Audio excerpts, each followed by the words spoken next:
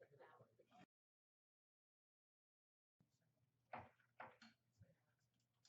everyone. Thank you for coming. I'm going to call to order the Board of Supervisors work session for June 26, 2019 to continue with our zoning ordinance rewrite. And I believe Ms. Hunter is going to take us through the program. Thank you again for giving up some of your afternoon to go through the rewrite again. This would be our second of three board meetings, work sessions. Again, to remind everybody, the purpose of the rewrite really is to modernize, simplify, and clarify. We spent a lot of time working on formatting and where things are going to go. So that the ordinance is easier to use for both our citizens and people who do business in the county. So we had a meeting in May where we had two meetings, a citizen meeting in May and a board work session in May where we went through all the zoning districts and the use standards. This group of topics is dealing with what we call development standards. So we're going to be reviewing changes to the plan of development, parking, lighting, signage, and landscaping. This information is sort of scattered throughout the entire code, so it's going to be a new section called development standards. So if somebody wants to develop a property, they know to go through this chapter, and that'll trigger them to look at all the different things that they may need to look at. For example, our landscaping section, we have some language within certain zoning districts. We have some landscaping information in the parking section. We have some landscaping section under inoperable vehicles. So unless you really know the code, you wouldn't know where to find all of this landscaping information. So we're really pulling it all together so it'd be much easier to use. At the meeting that we did for this group of topics on June 13th, we had about 12 citizens here. So that was a much better improvement from the time before that, where I think we had 2 people. So there's a couple people here that are going to be sitting through the same presentation twice. So it must have not been as bad as the first one. So. And I'm hoping to have everybody out of here by 5 tonight. I know I've got a community meeting at 6, and I know some other people have some commitments. But stop me as I go along. Free to ask questions at any time. But the first changes that I want to go over with is the changes to the plan of development, are a new section that we're calling a minor plan of development and the rural plan of development. So right now there's 3 different ways you can get a POD in the county. You can do it, and our PODs is the same as site plans. Some localities call them site plans, we call them PODs. And these are full engineered drawings that they have a significant cost involved to do it. They show everything, building setbacks, parking, landscaping, erosion and sediment control, BMPs, road construction, all of that. So it's the construction document for new development. So that's a plan of development. We're proposing to create with this a new minor POD for smaller projects. We did a rural POD a few years ago when we had the Rural Economic Development Committee, and we've sort of based the minor POD on that. That has worked well. That is for properties that are zoned agricultural and are doing agritourism activities. That has worked very well. We want to continue to use that. And then there's an administrative waiver if you're just going into a building and there's no changes necessary, and you can get a waiver where you don't have to do anything. So the first one, the big POD, that's basically for new commercial and industrial businesses and communication towers. It's for any addition or expansion of commercial or industrial development or parking facilities where land disturbance is greater than 10,000 square feet. So that 10,000 square feet is not a county trigger, that is a state trigger. Anytime somebody disturbs more than 10,000 square feet, the state requires them to then do erosion and sediment control and additional standards. So that's why everything's tied to that 10,000 square feet. That's sort of countywide throughout all of Virginia. And then any subdivision with 2 or more lots that requires improvements for access or public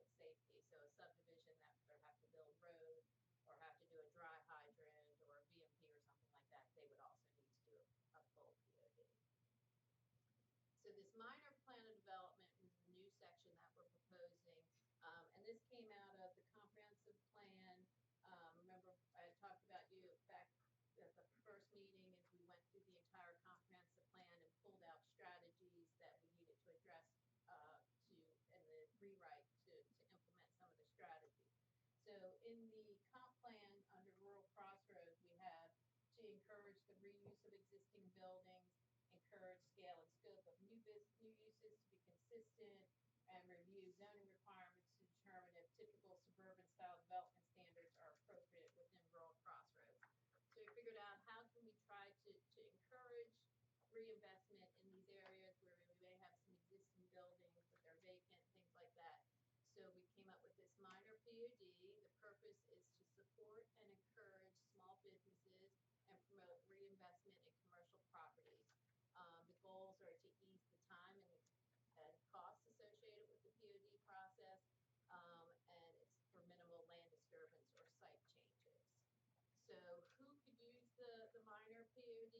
Where would it be applicable? If this is if the property is properly zoned, so if they want to do a commercial use or an industrial use and it's already zoned that way. The property is located outside of a major village or an overlay district. It does not disturb an area greater than 10,000 square feet. There's no changes to the access to the site, and the site meets all other local requirements and federal and state requirements. So what we were saying is they can come in and they do not have to have an engineer's drawing. They can print off the aerial photo from our GIS system. We will help them. We will print it out. This is the same way we do the rural POD. We print it out at 11 by 17, and they can hand draw what their changes are going to be. If they're going to add some parking, they could just kind of scale it off. We would help them do that, and it would show the improvements that they're planning on making. One of the other problems that we've seen is in the reinvestment of the sites is whenever you have more than 10 parking spaces, our code requires them to be paved. For some of these old uses, that seems to be a real deterrent for people to go in and do that. So what we're proposing is if someone went through the minor POD process, the required improvements, if they had 1 to 25 spaces, these could be gravel. Again, the reason why we picked the 25 spaces is because that is about an acre of land, 25 spaces. Once you go over an acre, that kicks in stormwater requirements, again, that state requirement. So we're trying expanding as much as what we can do within our local guidelines before some of the state requirements kick in. And then if they're over 26 spaces, they would need to pave or do equivalent of a paving material. We're also saying if they did a minor POD, no landscape plan would be required because a lot of these places are, either already have gravel or anything. They'd have to really scarify the area to put landscaping in, and that could be a deterrent too. So no landscaping requirements. So we hope with this process, it would make somebody reinvest in some of these older buildings, not have to make a lot of improvements, and go through the process in a much faster time and be up and running at minimum cost. Any questions on the minor POD before? I just got one going. The no landscaping requirements. That's in here. I'm just not reading it. I'm just picked it up obviously just now.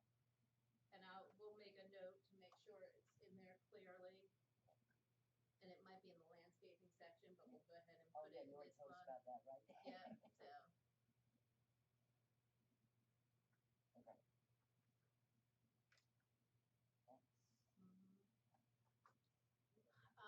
The rural POD, no changes. I'm sorry. Just real quick, trying to develop POD applicability is to any commercial and industrial. Residential, is that covered in a different area? It's the last bullet point. It's residential if they have to, any subdivision comprised of 2 or more lots that have improvements for access or public safety. So 2 or more single family residential lots.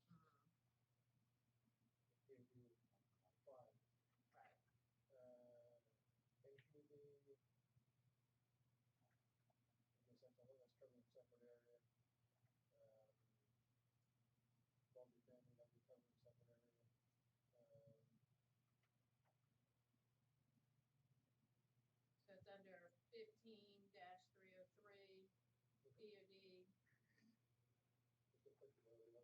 talk to departments, multi-family, condominiums. Okay, so it covers all developments, residential, moving over, Yes. and all industrial and commercial.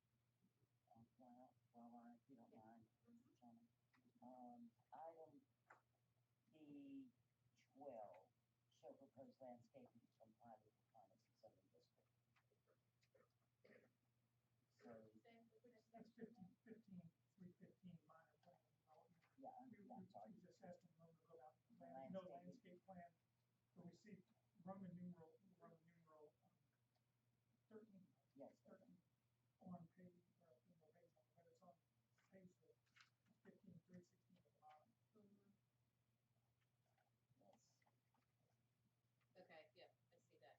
So just Correct there. woodshed radius. Is that consistent with no landscape plan requirement? Right, well, that needs to be revised, so that will Okay. be revised. Thank you for pointing that No out. problem.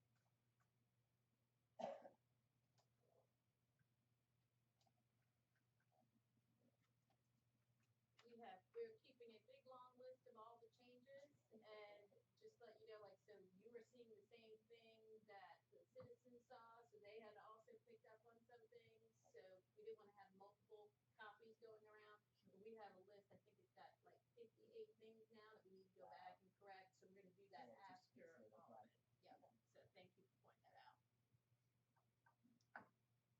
So the rural plan of development, we didn't make any changes.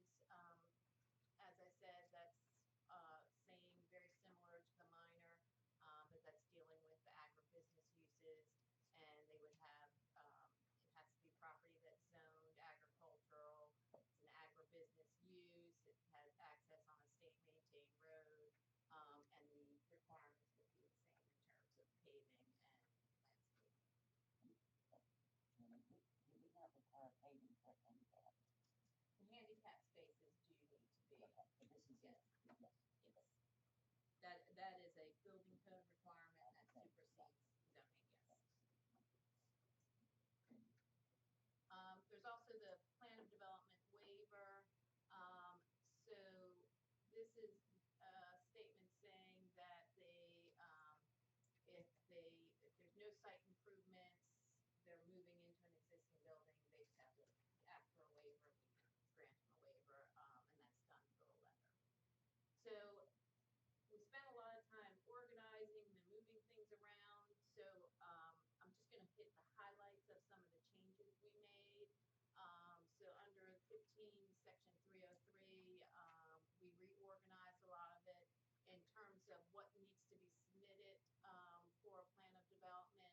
We added floor area ratio calculation, because that's something in our code that we request. And then also we added a provision for cluster mailbox units if required, because we are now seeing some of the postmasters requiring that. So if they are gonna be required for development, we would want that shown on the POD, as well as some standards with it for having pull-off parking spaces and things like that. Mr. Chair, some of them supposed to staff are opposed to it as well. Yes, the mannequin one is opposed to it. We actually wrote a letter in support of um, some of them. So it is a federal regulation that's come down from the top. I think the bottom up is trying to fight it, and the top down is pushing it. So I know Centerville, Breeders Branch, they are requiring them to do the cluster mailboxes, and they're having a really hard time because that was a really tight site, and I think they're gonna end up having to possibly either lose a few lots or move things around. So it's something we need to be aware of now for these new developments coming in. I think we'll probably see within a couple of years, it's gonna be a pretty strong requirement for all of them, but I know Mannequin specifically is pushing back. So, okay, under plan of development required improvements, we clarified language regarding access easements. And then we typically like to name some of our ordinances among staff. The next one would be, we're gonna call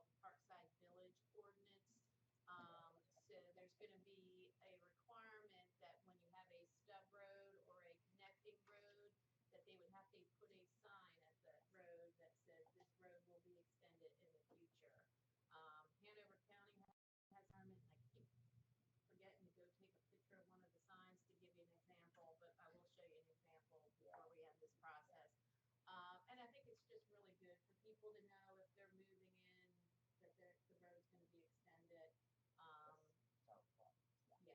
Yeah, it sort of cuts off the problems before they occur. Accessibility guidelines, we just cleaned that up. That talks about the handicap parking and things like that. We just cleaned up some of the language in there, verified that it met all the building code standards. There's a board of supervisors waiver, and then there's the administrative waiver, and they sort of mix the terms throughout. We just clarified that the board of supervisor waiver means that any POD requirement, somebody can come to the board and ask for a waiver from that requirement, and we sort of clarified that process a little bit. Bonds and fees, we added that you can also bond for lighting, landscaping, or other similar improvements. Before it used to only be roads and things like that. We did add an exception provision to an ordinance amendment that we adopted, I think it was back in 2018. Remember, we did that ordinance that assured that roads were being constructed as the development occurred, and we said that they couldn't get so many COs and building permits unless the roads were improved. We have had some issues for unusual circumstances, such as, in December when they shut down the concrete plants, or we've had significant weather problems or things like that, that they may need some temporary relief from this issue. So we are saying that we would allow up to 3 COs or building permits over the 50%, just to sort of provide that gap so they don't have to stop completely. And I think it's just in response to what we're seeing with that ordinance amendment that was adopted, that it has caused a few problems. So I think that will be an improvement for the development community. Good questions, just a quick global thing. Like in 15302, county administrator shall designate a POD administrator, who shall be responsible for the administrative terms of this section. I'm going to highlight the word section a few times, because it's section 15302, right? that'll be right. Issue. Again, this is sort of like the parking. I'm going to do high level, but I'm not going to go specifically. But this is the residential districts. Administrator, just clarifying, max sign area, and I assume the height is max height. Yes. You just make sure that they know that's not a minimum height. Thank you. That's a great question. So I'm trying to understand, how are we able to legally distinguish between non-commercial and commercial signs? Well, they did not make the statement in Town of Gilbert that you could not do that, and in fact, in either one of the concurring or in one of the concurring opinions, suggested that you would be able to. That being said, it has not been prohibited. There's a slight suggestion of it being allowed, so I'm allowing our code to continue to make that one distinction. I'm just off, right? Why do we need to make a distinction? I'm just kind of filling that out. Yeah. We don't define it either. Well, it does say, There are lots of non-commercial signs, any sign not used in connection with private businesses or services established for profit. Yeah, I guess by inference, then commercial is. Could be a non-profit. I wonder if, I'm just throwing it out there, I wonder why we make the distinction.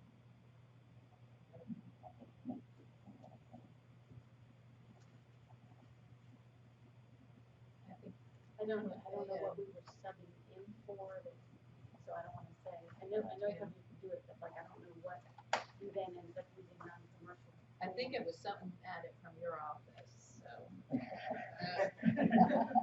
She has to be under the bus. It's okay. That's all right. Okay. Blame it on the intern. Yeah, exactly. Blame it on the intern. Exactly.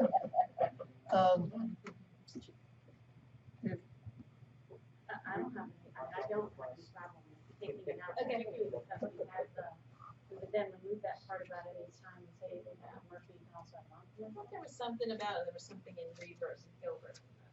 No, just, again, just that I thought we could do it, but not You're on the necessarily that we side. have to. I want to know side. All right, we will, Exactly. if you wanna remove it, I'm fine Well, with that. that's just my suggestion, but Think about it. and then it says like G, the prohibited signs are commercial signs held or carried to attract attention. I thought that, we're gonna get to an enforcement challenge, because then somebody's gonna walk around with a non-commercial sign. So Oh, I I'm think not you trying always to say- recognize the, Little Caesars guy. That's, you know, it's the Little Caesars guy, then it's typically that, but the same, can't walk around with a, he can walk in costume, but not with a sign. you can set it. No, there's a copy on it, it's a sign, and you can't do it, but if you're just in the costume, Little Caesars guy and the Liberty Tax, they can do it if you don't want a sign. Because you've never prohibited people from being in costume on the side of the road. Well, why would you? Right. So, little, I mean, What if his costume has writing on it? no, again, as soon as there's writing on something, you can consider it a sign.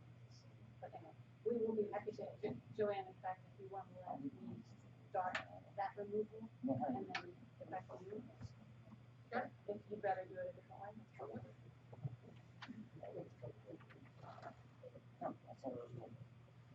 But if you're walking around and there's a sign, you put a temporary sign on the ground, and you're walking around in a costume, that works? Well, then the temporary signs are good. We temporary literally costume. stop people from dancing college students wearing t-shirts. Said, sale of gold and silver for, you know, for a, shop that does that. And we, put them stuff. They were standing at the corner, with this arrow pointing and the line across. Oh my God. One of the things that you then would have to, do is though you would have to allow temporary signs. The issue is, of course, you have to be allowed to have signs at your residence. Keep that clear. Signs at your residence to support the political candidates or policy statements. That's one of the gravames of the First Amendment. If you pull off commercial and non-commercial, then you sort of have to allow at least those temporary signs regardless of what it is. So somebody could have temporary signs for a business. So we'll work through it, but I'm happy to try and do it. That's, you just have to be very careful that you've got enough ability to express yourself with residents, and that would allow some commercial signs. I might give you a head, but are fluttering signs prohibited under our ordinance? Yes. Sorry.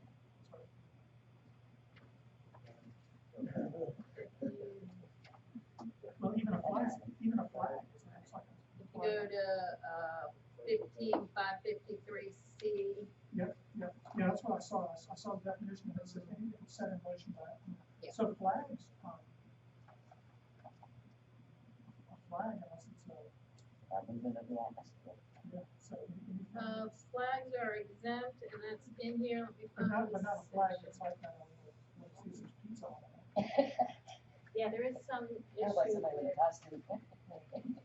there is some concern, there's not an opinion yet, there is some concern in trying to elucidate certain flags that are okay and others.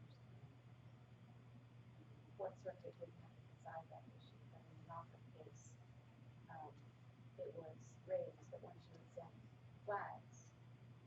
And we really, We're going back to we allow an American flag, not Little Caesar's flag, so now we're distinguishing based on content.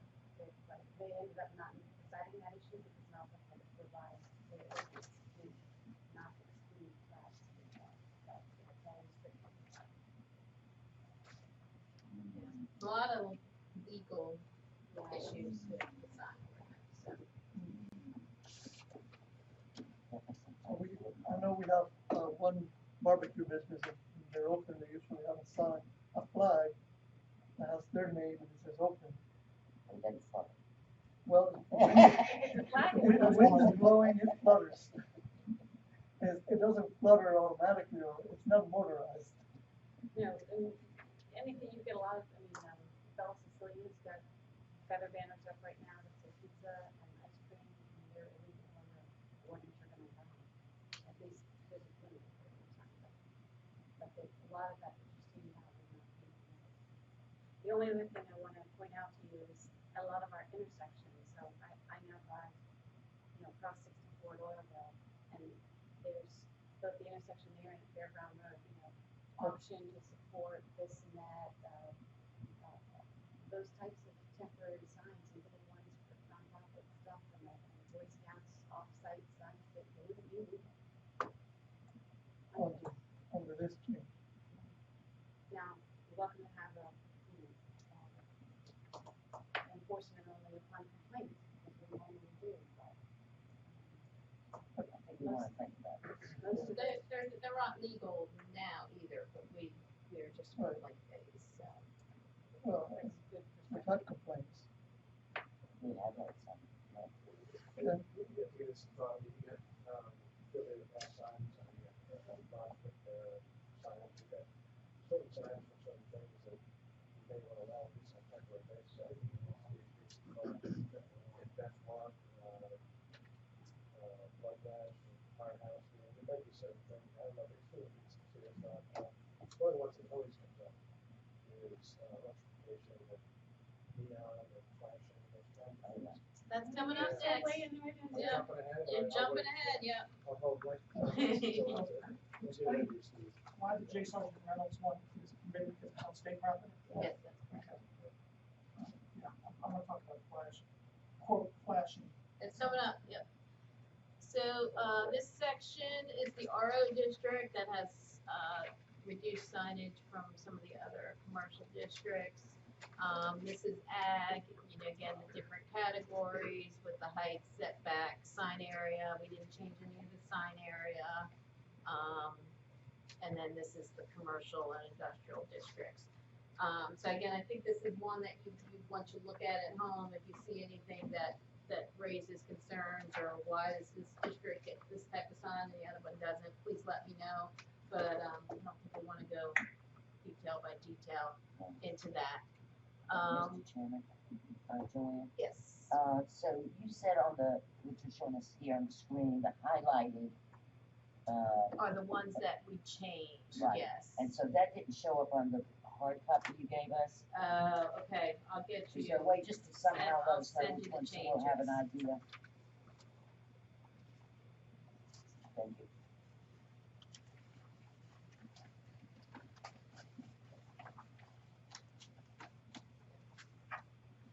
So to summarize the changes to the signs is, so we're bringing the ordinance into compliance with the Supreme Court ruling. We've removed all the content-based signs. We added a height requirement for all signs, which was sort of hit or miss before. In the agricultural district, we did change, and the residential districts, we changed the sign setback from 15 feet to 10 feet. And Joanne, that is from the right of way. Right of way, not from the edge of pavement, but from the right of way. But there is the decision point that comes before the board. So right now, the only electronic sign you can have is, which is the scrolling word sign, is you can do time, date, temperature. That's the only thing that's allowed. Based on the Supreme Court ruling, the way we have that written into our code, that would be a content-based sign. So we have to remove that entirely. So right now, there's nothing in the ordinance about allowing any sort of electric message board signs. We have had interest, we've had interest from county officials in the different fire departments. Schools have shown interest, a number of churches have shown interest in allowing electric message board signs. Banks. So one thought we had would be, if you want to consider allowing this, do it through a CUP process, allow it in the agricultural, commercial, and industrial districts. That way there can be we have had other citizens who says we don't want electronic signs, they're not rural, allow it go through the CUP process, so there is a public review period. Or we could just add it to the code as a permitted use. But our recommendation would be through a CUP process. Excuse me, Mr. Chair, if you allow electronic, it doesn't mean we need to allow scrolling, it doesn't mean we need to allow flash, because those are physical attributes, not content. one of the ones that always comes up is, I mean, at gas stations, it's not fun as it is to watch the guy climb the ladder and hold the big pole up and try to get the nine on the end of the 239. The idea is you change that electronically from inside, and not have to go up there and have another one in you, but that's always come up. And again, that would be flashing with the scrolling, but it is content. The price, and then Criterion has that. Those Those are allowed Those are allowed. today. The content. No, the gas station, And it's no. just, as long as it doesn't change, as long as it doesn't blink or change. It's not constrained to just the gas station, does anybody can have that kind of sign? Yes, it doesn't move. In other words, all the difference is it's a changeable copy sign, but I happen to change it with the computer keyboard instead of the driver's pole. As long as they only change it and leave it that way, it's just a sign. Only if we catch him changing it, is it a violation? So it's flashing. What is server over here is not one. So I think about all the gas stations in the Yeah, I think this. all the gas stations, so it is content, it is lit, it is changeable, but it's not constrained to just gas stations. You can have a lit sign, it just can't be, most people want the scrolling message. Sure, right, that's what I was saying, but that's not constrained, if we talk about, can't be content different, constraints for different content, you can't pick and choose which content, so it needs to be standard and applied to all, and not apply just to certain. So this is currently authorized for gas stations to do that, and any other business that has that type of sign is also currently permitted, or it's just, the two things, the content and the ubiquitous or the universal application of the two things that are there. You're more familiar with what? So we have generally allowed it, it's permitted for gas stations. Everyone who has come in has never asked for just a sign that they can have a message. They all want the electronic scrolling sign.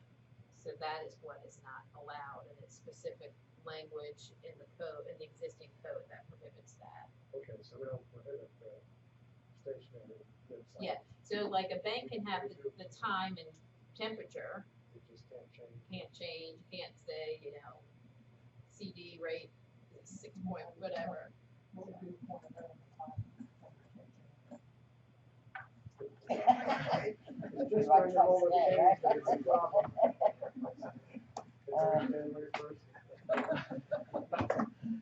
mean, it sounds absurd, but some of it's, The temperature should be 70 something. Yeah, exactly. Always the same temperature, because,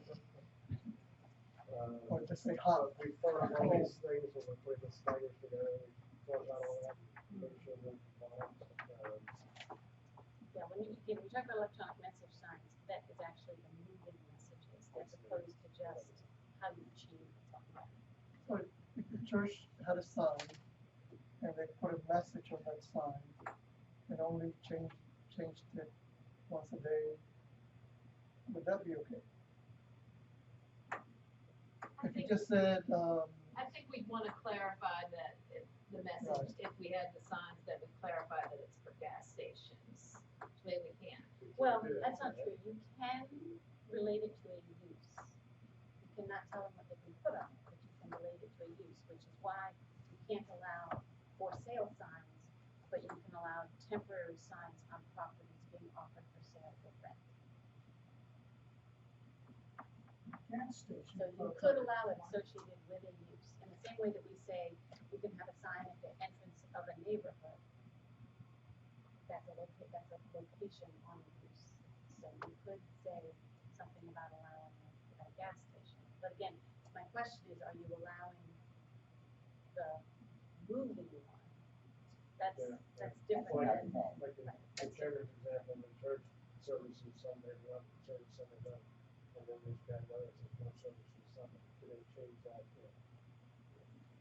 I think that if we are going to, it needs to be clarified. So I think if we're going to go with electronic signs, then we would make some changes in the ordinance to clarify that when you can have the, for gas stations, that sort of thing, you can have lit signs that are changed, Favorable copy. yes. Same in high school. Right. However, I think what we want some direction from the board is do we want to allow, there's a whole variety of these scrolling signs, you can go video board signs. Do we want to allow it but have some set standards, or do we want to do it case by case through a CUP process? That's where we'd like to get some feedback from. I'll chime in, I've had to think about the side of the school board, from the school board side, and I was hoping to get this resolved before I retire, because, I think a solution would be get away from the scrolling, but certainly we should allow lighted signs, and like, for instance, I think we have to think about height, and all the safety kind of things. I'm sure there's data out there. How long should something stay in place? Because if you have something scrolling, if you have it changing every 3 seconds, Yeah. that's the kind of stuff that'll pull people's attention away. So that's, I'm sure there's data. There's some LED standards. I think it's like you can't change it more than every 8 seconds. So for I think, distracted driving and things. yeah, exactly, just less frequency of changing, maybe something that you don't have to watch and scroll across the read, you can, maybe a limit on the length of message, just think about size, length of message, no scrolling. But certainly on the school situation, firehouses, since I've talked to them, they would like to just be able to say, yard sale this Saturday. And then maybe, and then, however many seconds later, EMT class tonight or something, maybe something, but I think we ought to allow, but again, I stay away from, maybe avoid multicolors, rapid flashing. I mean, some now have like the full video where Yeah. I mean, I think that would be very distracting. And ugly. So you can split the baby, so to speak, allowing certain things by right with standards, and then others, like the video monitoring, might require CUP.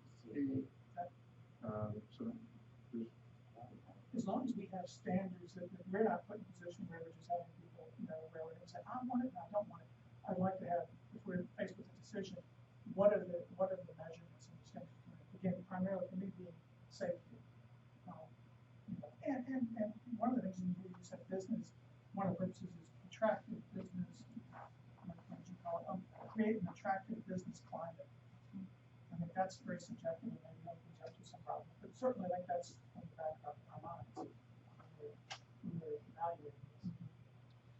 And would you want it by right in the ag and commercial and industrial, or just by right in, it's ag, you could be next to a residence. that would impact a lot of churches, most likely, too. Yeah, churches, I'm thinking that. But let me ask you, Mr. Chairman, M PUD is a residential zone, but it does have a commercial element. So they would, if they wanted, if we did the CUP and they wanted, then we would consider that commercial this use. You'd also have the Sort of a hybrid. opportunity. And exactly, that's why I'm asking that. It requires a CUP, so you'd have the opportunity during the CUP Oh, process that's true, you're right. to validate it. Yeah. Point.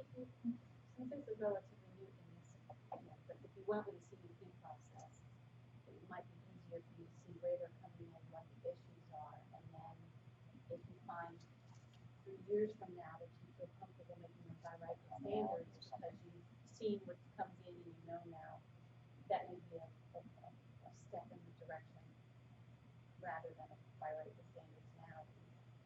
Maybe not sure what you're seeing and what is coming in. Yeah, we've done that with actually, but again, with 3 or 4 or 5 come through, and the citizens, share with what their concerns are, and you start to see some, commonality and concerns, and you start to develop a kind of environment, reviews, pattern. So, We did that with ground trees as well. right, potentially, you decide, okay, here's the issue, this kind of, what, It would be better probably to reduce the number of events, or kind of narrow down what needs to a CUP and what doesn't. Because otherwise, first CUP, sets kind of a standard, and then the next CUP wants the same thing at least. And it might be a different location, different situation, so you might not want to go there, and it makes it more difficult, I guess, to make a non-discriminatory decision. The counterpoint to, I hear that sentiment, let's find out what the community wants, that's critical. But the counterpoint to that in my mind is, maybe we don't have to reinvent the wheel. There are some standards out there, right, that communities follow, and so if we really tamp down and say, look, we're gonna allow electric signs, but we're gonna do it in a restrictive way, like I said, no scrolling, no multicolor, Some no minimum, videos, right. some, just so that we don't have to have all these, and of course, if people are coming in clamoring, it's like, this doesn't quite fit what I wanna do, maybe that'll guide us, but I think we start out on a path where we don't know where we're going, and I don't know, I feel like we're reinventing the wheel, maybe, if there are some standards out there. My thought would be if we decided to have a CUP, we would look to track sort of standard CUP conditions, which is kind of what we're trying to do on all your repetitive CUP uses. So that there would be some uniformity, like a lot of distinctions. I don't know if you I was trying to get the board's Yeah, feedback, so. if we did right on when you say anybody wants a moving sign come in, that's gonna be to go over to district and inconsistent application rules, and so if without being any new, we know other jurisdictions have gone through the same process, maybe earlier in the development, and now they're more fully involved than they are, and they've gone up the learning curve. If we can access, at least what the options are, these different approaches, these jurisdictions take this approach, and we can look at those different approaches and say, okay, there's an approach that seems to be like the conclusion, but let's start with at least those guardrails on what we can and can't do, and then we did that. So just more of just a bit before we start to get into the customization to it. That makes sense. You want us to do a little bit more benchmarking and see if who uses it by right and who We can does help the this board CUP. and see what other approaches we can look at. Okay. I'm not sensing that the board's opposed to us adding this section, it's more of a matter of what's the right criteria and process. No. So, we did hear from some citizens of the community that this is time is the essence of this particular one. That we have sort of an October target to try to get through all of this. That may not be as timely as some would prefer, but I think we'll be able to. Yeah, no more of these sessions. So that's a session to come back to us. It's not timely in the sense of wanting to allow some signs, some electronic signs.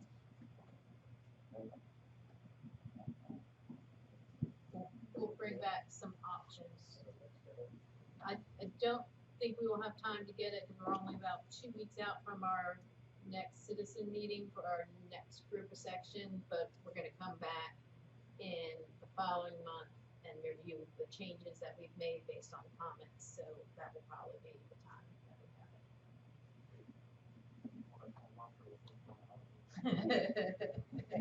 Can you clarify for me the projecting sound on page 1 of this sheet? You have, it's like 2 definitions of projecting sound.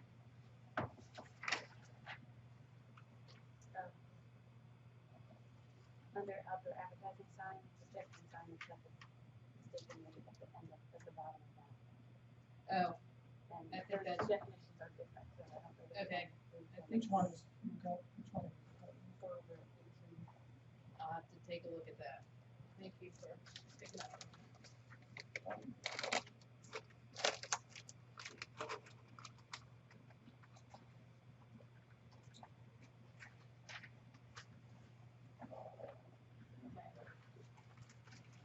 We talked about changing content every hour and seconds. If it's time changes, then let's go. That's the same as in check, so we can have them change. I think the way that, I think this is the standards I've seen that Goes like, Right, so something else to consider is, you know, you could change red, blue, yellow, drawing your attention. Oh, traffic. lawyer has one more, under maintenance and removal. Signs must be constructed of durable materials, maintained in good condition, or not dilapidated. I think you're attacking people on the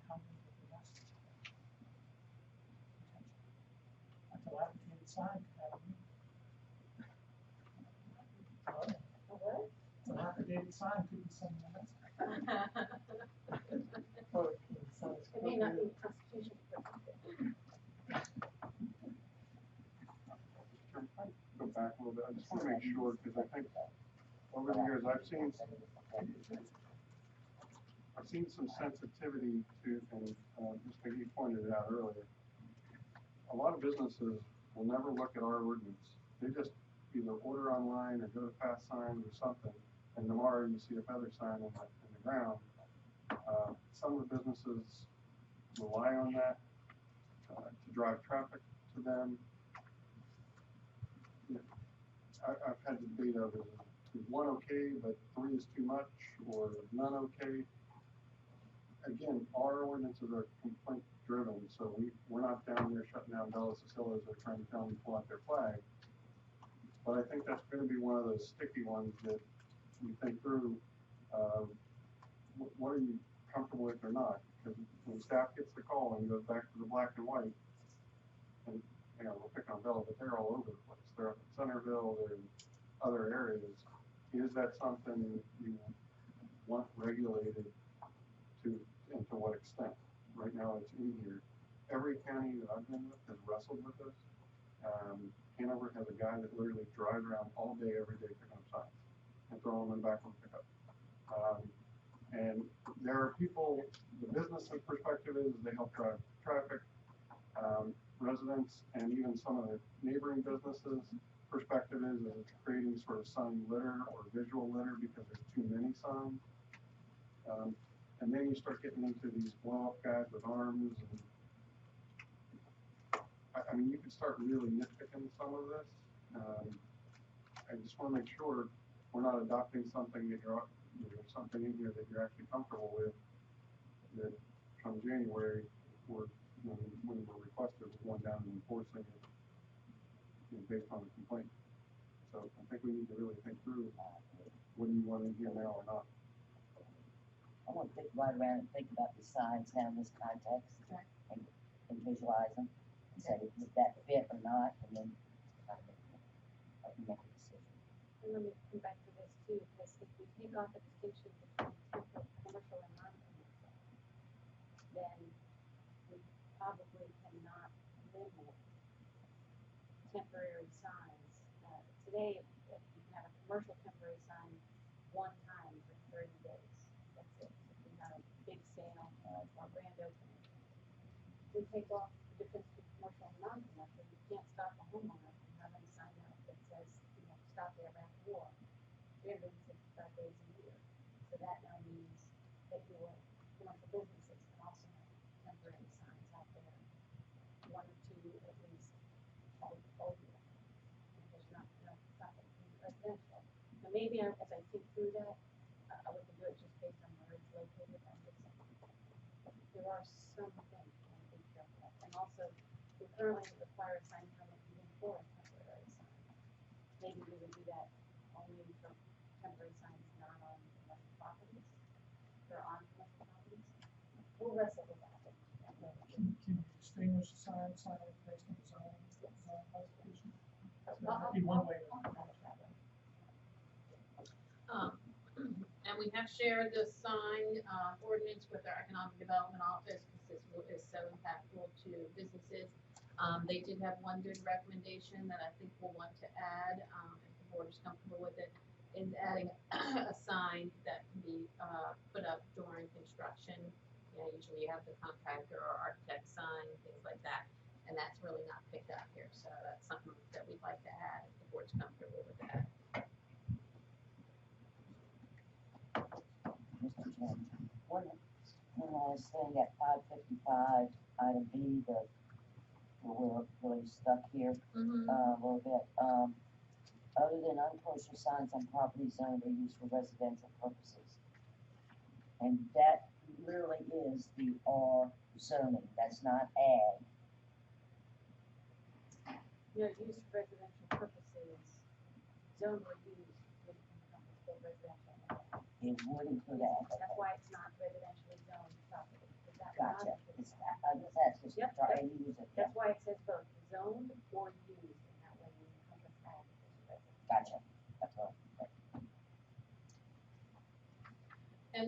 Rose, you had asked me about political signs. They are now, because those are content-based signs, they would be subject to these regulations as well. So you can't distinguish, you can't make a different rule for a political sign. So, let me ask you a question, you Yeah, know, how would that apply? right, Walk so, us through that. so an HOA that has a, rule that says you can have a for sale sign but not a political sign, that would be unconstitutional, then? No, because private individuals and entities can do whatever they want in terms of regulating signs. It's only the government who can restrict your freedom of speech. No force can still prevent political speech. That's nice. Good sign. Residential domain. You can walk us through the, Political political sign. signs. So I'm showing you, this is the signs that are allowed in the R district, so that's probably where a lot of the political signs would be in neighborhoods and things like that.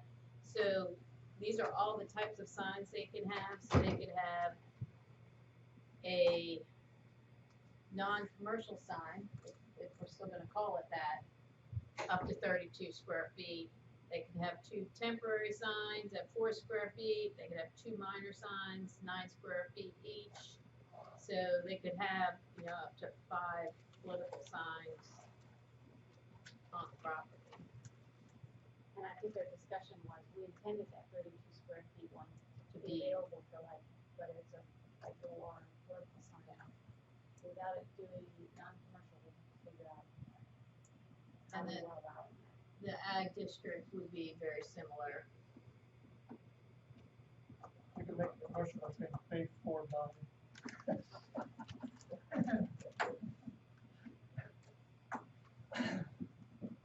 So how are you distinguishing non-commercial sign, temporary or permit, and a freestanding sign? Oh, most of them go for freestanding. Let's see, check that. Freestanding is a permanent sign. It's permanent, okay. That's it. Very sensible.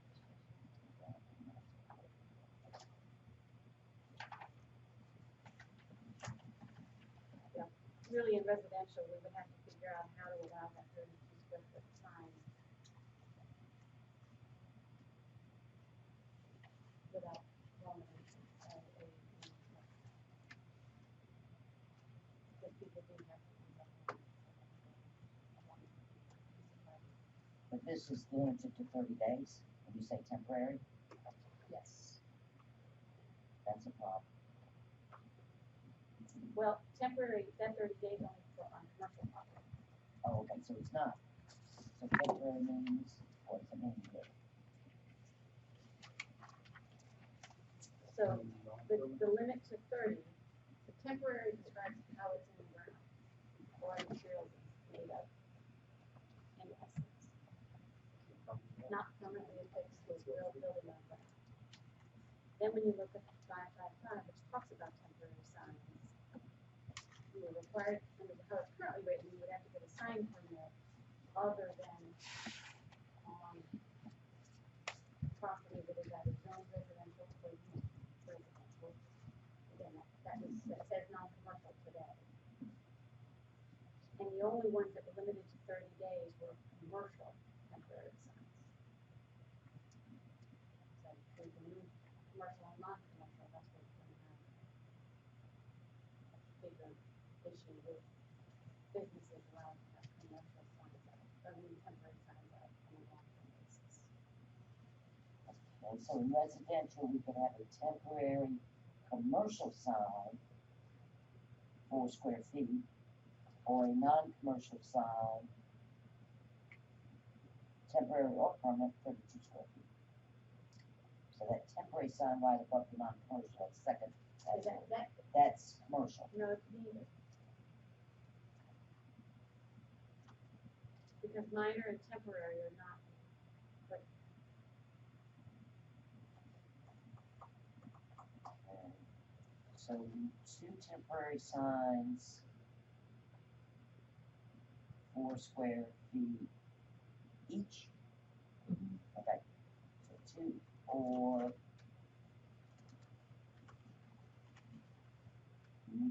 non-commercial, so the temporary sign is commercial or non-commercial? Those two either. Either. Yep, so that's why when Joanne was saying how many political signs you could have at your house, you could have 5. But you could have the minor, the temporary, and that non-commercial. You could have all 5 of those. For how long? This is so, this is Commercial too, is this is limited, too commercial is confusing. limited to 30 days, a calendar year. Non-commercial is, you can leave that forever. It's So, only That's just temporary it. because of the way it's fixed. this is the application, This is. the 2 temporary, non-commercial, so that would, they wouldn't have to come down 30 days. But if they're commercial, they have to come down 30 days. The other ones, the one non-commercial would say longer than 30 days. So the other ones would have to come down if they're the 2 temporary signs, of course. They have to go. The other one have to stay up. If you need a sign present for temporary signage, Yes, other than non-commercial on the non-commercial residential, is non-commercial and residential zone would be proper. so, non-commercial, commercial properties, for instance, in Centerville, a 4x8, on one of the out parcels, that would be, A sign permit. sign. It's a temporary See, sign. this is, if you need it, I'm not going to. if you need it, it's some thought, yes.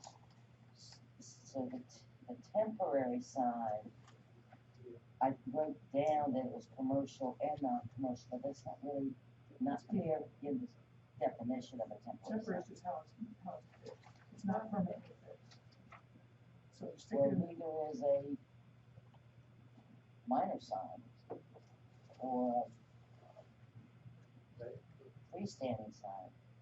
right, it's all this there. Yeah, we're not gonna. I imagine the guys, but the past is enforcement, and It's totally it's not. not widely understood or practiced, the way. Most jurisdictions come up with, for lack of a better term, an education campaign or brochure that they provide to their businesses. I will tell you, when she's joined as a benchmark, she's probably gonna find things all over the map. It's really what works for your community. And people have, taken the real hard angle and backed off. Some people didn't have much in place and had to come back and put things in place. I think we're gonna have to find what makes sense for us in the future. Yeah, I agree, and, mixing in commercial and non-commercial in the same chart, in my mind, is commercial, residential, political signage, and if people are gonna wanna enter this provision, this article, and find that, we should make it easy for them to find. Like, if I'm thinking about becoming a kid, what do I need to know about political signs? Here, I make it easy. Boy, you're non-commercial, you're temporary, you need, just in that. We need to make it real easy, user-friendly, to say, okay, what do you wanna do? I'm a commercial, men's zones, I'm gonna put a sign on. Okay, we're gonna go with the commercial, but R1, R3, I wanna put a sign. Okay, where do I go? I'm thinking about my stuff, and where do I go? Make it user-friendly, I think. Because if you shuffle the deck and then you gotta define it, like they're trying to do that, I think we can't figure it out, that's really. I think it's totally clear to Joanne, because she Yeah. uses these terms all the time. She understands it's completely, right? I mean, And it's this, I mean, it's common just terms. very difficult because before you would be able to say in agricultural, you can have a directional sign, you can have, it made it very clear. Now you're trying to make up names for a type of sign and not call it that, so it's, Yeah, it's. yeah, God bless you. We need to rate this, so the person that picks it up, we assume has never. So I can understand it. Has never spent one day in. You make it right. So I can understand it. Well, we're not gonna have Lowe's comment, I mean, we're. get away from content, just get away from content and make it easy on the business person that wants to advertise their business, make it easy on the person who just wants to get out and express their opinion, make it easy on the person that wants to, say, come down here for my yard sale. Don't get away from content. I think it would be a better And maybe non-commercial signs can have its own category, because we cannot call them political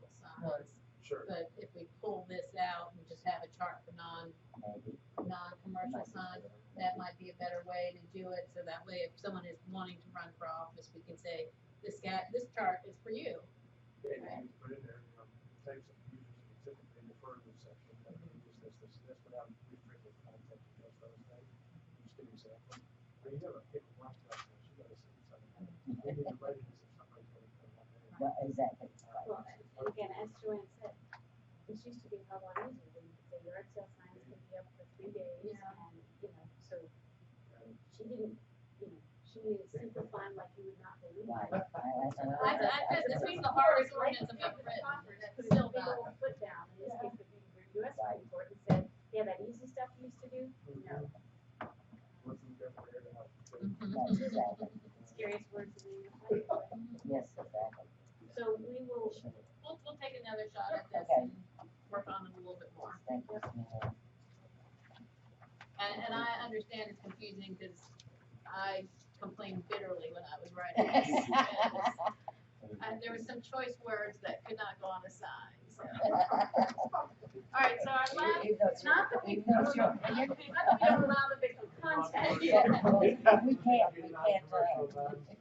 Acceptable. They made a trademark decision this week. Yes, they did. Made a You see trademark that? decision. So I say, stay away from contact. Stay away from. We can do it based on where it's being put, what type of use it's being put on. Right. That is the workaround. Signs are word content of the All blank signs, good. Although that might say the sign, but some.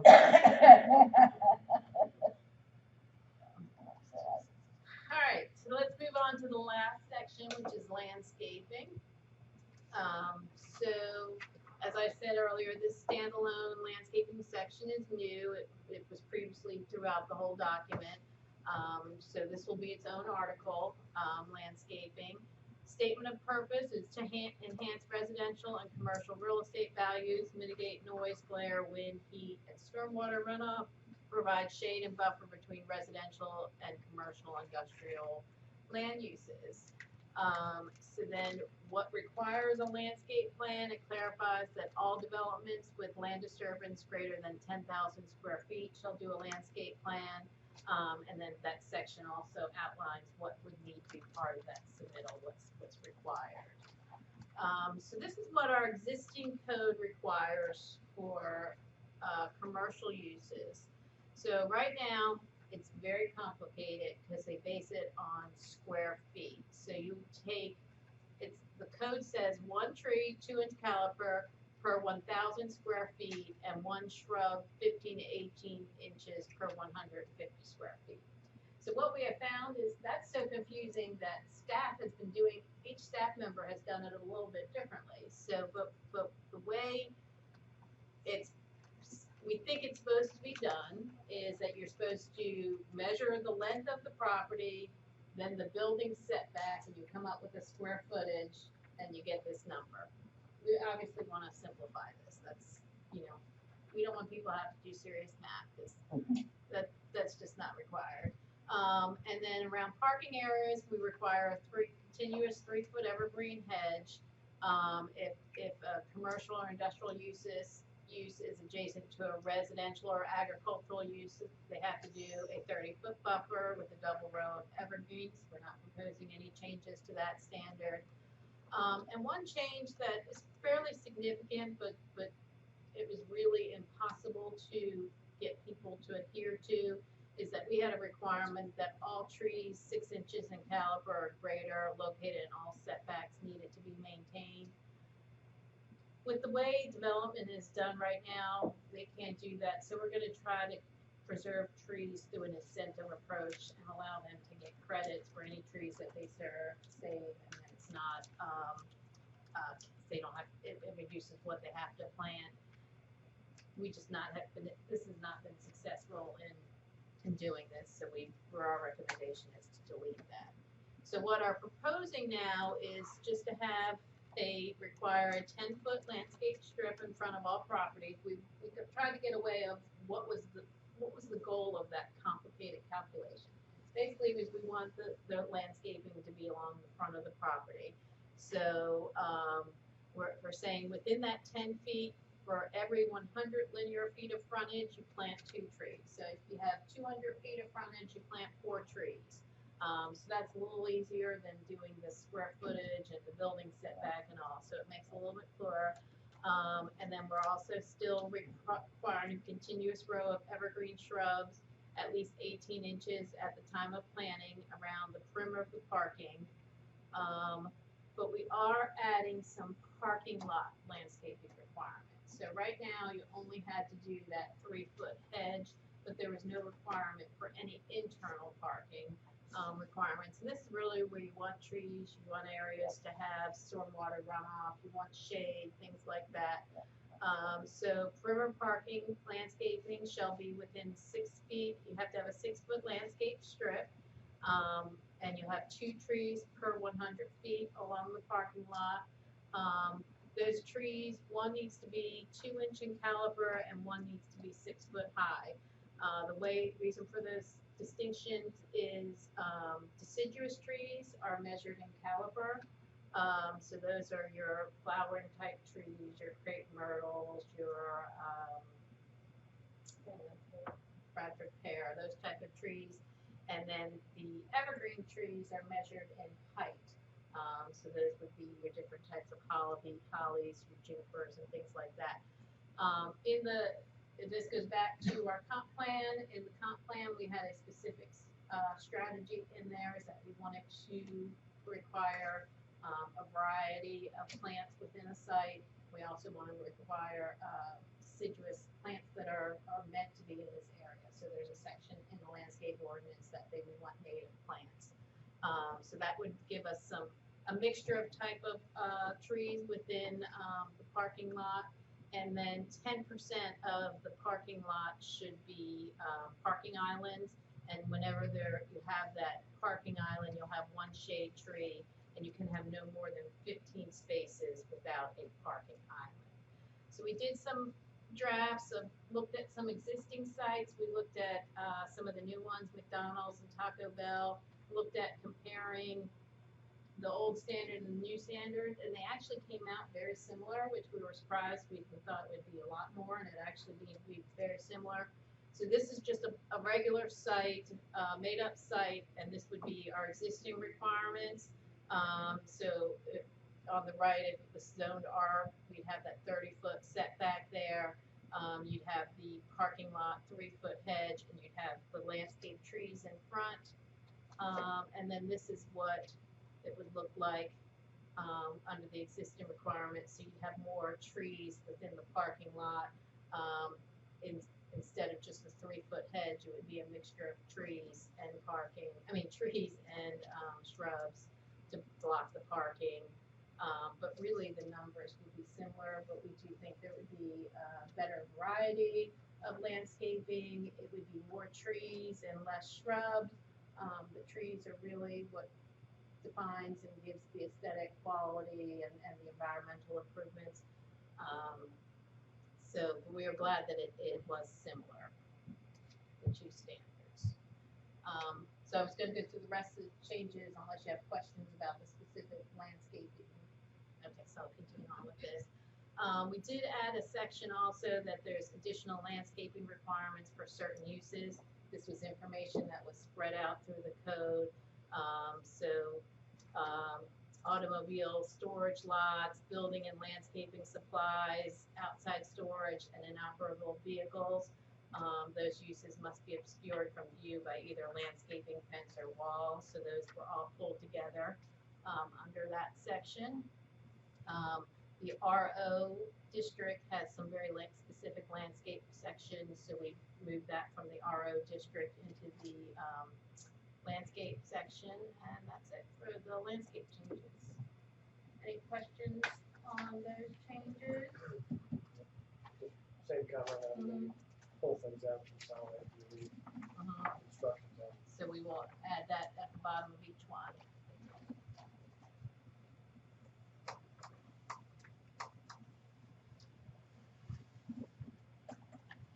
If there's no questions, I just want to quickly run through the project timeline. So again, in May, we did the zoning district and use standards. So this one took us through all the development standards. Our next and final group is sort of all the, other things that we haven't gotten to yet. The overlay districts, the measurements and gap graphics, which is the new section that I'm really excited about. The definitions, just like with parking, we want to have definitions for all of our uses, so we're going to be adding a lot of definitions. Codifications of our procedures, our pre-app process, that sort of thing, the administration, nonconformity. So that's all the stuff that will be coming in the next group. That will take us through the entire code, so we are 2/3 of the way there. The citizen meeting for that last section is July 16th, and then our board work session will be again at 3 o'clock on the 23rd. So in August, we still hope we're on timeline to have the board refer the zoning ordinance rewrite to the planning commission. During August, we plan on making all those changes, working on all the changes that we've had discussed. We'll be bringing back more information to you on signs, and different things like that. We'll start some of our community outreach with different groups. Whoever wants to have us come out and talk, Chamber of Commerce, citizen groups, probably meet again with the development community. Public hearing tentatively for the planning commission September, the board in October, and if the board chooses to approve it, we would have the ordinance go into effect on January 1, 2020. So we are tight for making that getting the last section completed, but we're going to push through, and I think we'll be in pretty good shape once we get through that section. Other comments? If not, since we have a few citizens here, I would like to ask if anyone has anything to add. No, we have to. Karen, I appreciate that, and they said you got the time. No timer. No time. No time. He listened to this presentation twice, so he's going to be really Oh, detailed. 5 o'clock. Oh, man, I'm sticking to 3 minutes. I really appreciate what y'all have been going through, and I'm going to speak directly to the electronic sign.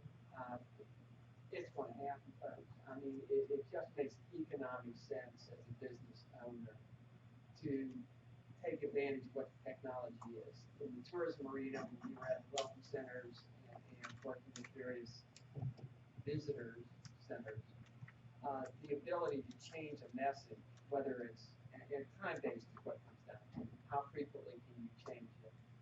You want to watch with new technology, LED or LCD screens, screen burn, so you want some kind of change going on, but if you change every 30 seconds, every minute, every hour, but I would suggest you look at a time-based change, which would address the scrolling, flickering, the fireworks.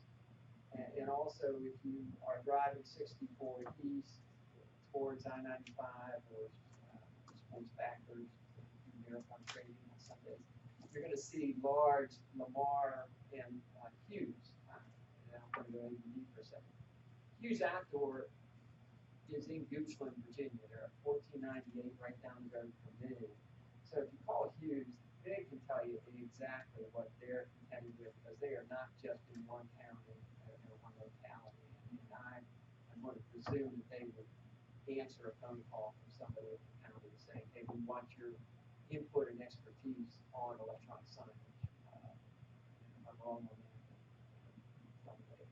But the electronic signage is really an area that the churches, the schools, the VFWs, Goochland Cares, on and on and on, all I think can benefit from using the technology because it's there.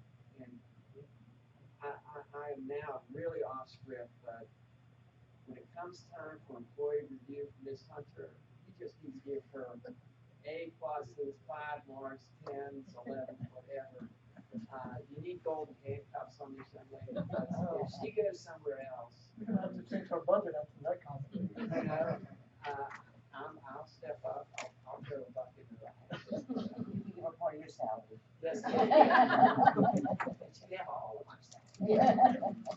No, but I really do appreciate her openness and doing all that. The electronic signage, I think, is going to be in there with it. Makes benefit, makes sense for the businesses, and I think it just makes sense. And use outdoor resources during the county hall. They should. Yeah, oh yeah. Drive shaft, somebody said 20-foot lighting, and I'm just thinking of, you got bogies, you got drive shaft, and now you got my favorite dinosaur driving range on Patterson. Are those lights about 20 feet? I haven't seen the lights at Drop Shack. Those poles are not lighted poles, they're just net holding poles. Well, and I think I heard some that if the light is directed towards what it's supposed to light up, I mean, you're good, but I thought, man, it's probably higher than Yeah, 20 feet. The Yeah, lighting, those- the lighting plans on the left is for the level, on the, kind of on the level where the nets and the ball collection. I don't golf, so I really don't care. So they're not on the pole. Right. And then it illuminates downwards. Not into traffic on the, Yeah, it sort of Well, it'd be creates a right. pattern on the green, I guess, where you hit the balls and so on, so I think it's all downward. And I think Joanne said at the citizen meeting that they passed through all of the requirements through inspections and so on, and that in dark sky compliant lighting was required. So I think we should be okay, but we'll have to see. Bogies is different, they were grandfathered, so they probably have whatever, and so is the other place by the cemetery. They're likely dead over there. Anyone else? No? Sandy? All right, well, thank you. And Any, after advertising, the comment that cover the story where they kind of put the pictures after advertising. I am not a shareholder in Hughes Outdoor. Pretty narrow answer. I have no conflict in, other than technology can be our friend, not always. any other business? If not, I will adjourn our meeting till our regular board meeting, July 2nd at 3 p.m. remember that Pam's there too. 2 seconds. Uh,